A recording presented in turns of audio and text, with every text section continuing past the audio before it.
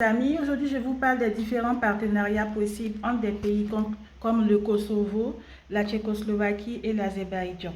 Donc l'Azerbaïdjan qui est en Asie centrale, qui est un pays pivot, un pays incontournable pour l'Europe puisqu'il approvisionne le continent, puisqu'il approvisionne le vieux continent en énergie comme le gaz. Et donc, pourquoi je parle de pays comme le Kosovo et la Tchécoslovaquie? Parce que je vous ai dit la dernière fois que l'Azerbaïdjan devait investir la région de l'Europe de l'Est. Pourquoi? Parce que c'est une projection ponctuelle dans les réseaux d'acheminement de gaz en Europe. Et pourquoi aussi? Parce que je vous ai parlé d'un réseau qui vise à connecter 7 pays autour de la distribution de l'hydrogène, dont la Tchécoslovaquie fait partie. Et j'avais suggéré que le Kosovo, qui a un grand potentiel en hydrogène blanc, puisse rejoindre ce réseau pour l'étendre. Et je vous ai parlé aussi de diplomatie de la santé.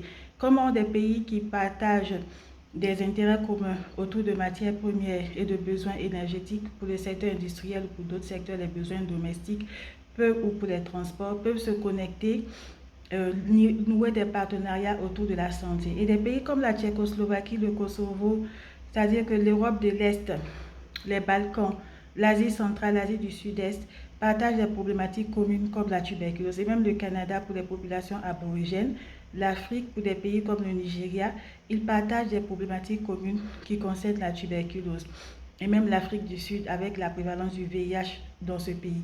Donc, pour revenir à l'Asie centrale et à l'Europe de l'Est, comment ils peuvent développer des partenariats dans le domaine énergétique et renforcer en même temps leurs relations sur d'autres axes comme la santé dans le cadre de la prise en charge de la tuberculose. J'insiste sur la tuberculose parce que c'est une maladie dont la prévalence est élevée dans ces deux régions-là.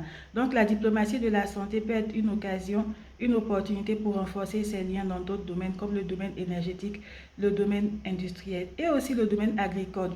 Parce que la tuberculose est une maladie de la pauvreté. Alors, mener des politiques agricoles communes en partageant des technologies comme les technologies vertes dans le domaine de la deep tech, dans le domaine des food tech, clean tech, ça va leur permettre, high tech, ça va leur permettre de renforcer, de mettre en commun leurs compétences dans le domaine technologique pour lutter contre la tuberculose, pour lutter contre en général les maladies infectieuses, les problèmes de santé, en les prenant en charge en amont, en agissant sur les déterminants, sur d'autres paramètres qui influencent l'état de santé des populations, comme la pauvreté, comme la malnutrition, en agissant pour des politiques agricoles communes autour des deep tech, des food tech, des clean tech, pour une politique agricole alignée avec les technologies vertes, mais aussi alignée avec les exigences de la gouvernance mondiale.